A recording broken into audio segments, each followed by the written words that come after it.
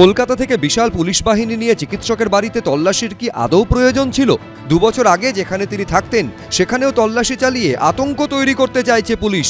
বুধবার কলকাতা হাইকোর্টে এমনই অভিযোগ করেন জুনিয়র চিকিৎসক আশফাকুল্লাহ নাইয়ার আইনজীবী। তারপরই পুলিশকে তীব্র ভর্ৎসনা করে জুনিয়র চিকিৎসকের বিরুদ্ধে তদন্তে 6 সপ্তাহের অন্তর্বর্তী স্থগিতাদেশ দেন কলকাতা হাইকোর্টের বিচারপতি তীর্থঙ্কর ঘোষ।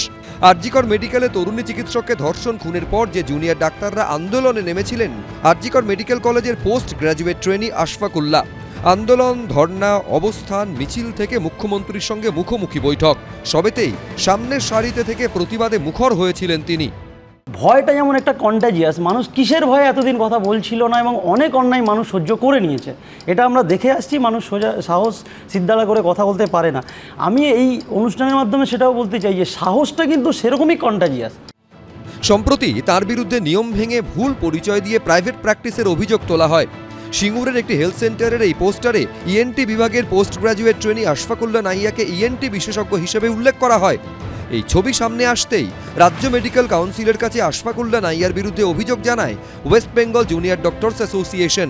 7 দিনের মধ্যে এর ব্যাখ্যা চেয়ে জুনিয়র ডাক্তারকে চিঠি পাঠায় রাজ্য মেডিকেল কাউন্সিল। এর মধ্যেই 16 জানুয়ারি সকালে আশফাকুল্লাহ নাইয়ার কাকদ্বীপের বাড়িতে তল্লাশি চালাতে পৌঁছে যায় ইলেকট্রনিক্স কমপ্লেক্স থানার প্রায় 30 জন পুলিশের দল। সেখানে তাকে না পেয়ে পরের দিনই জুনিয়র চিকিৎসককে থানায় ডেকে পাঠানো হয়। আশফাকুল্লাহ নাইয়া একজন প্রতিবাদী মুখ, তার গলা চেপে ধরার জন্য এরকম সল্টলেক ইলেকট্রনিক্স থানায় মামলা করা হয়। প্রত্যন্ত গ্রামে তার বাড়িতে পুলিশ চলে যায়। তার প্রতিবাদ কে বন্ধ করার জন্য যে কাজকর্ম করার চেষ্টা হয়েছিল তাকে আটকানোর জন্য, সেটাকে আমরা নিন্দা করেছি। এরপরই কলকাতা হাইকোর্টে দ্বারস্থ হন আশফাকুল্লাহ, যে মামলায় বুধবার কড়া ভর্ৎসনার মুখে পড়ল পুলিশ। সৌভিক মজুমদার, সন্দীপ সরকার, এবিপি আনন্দ।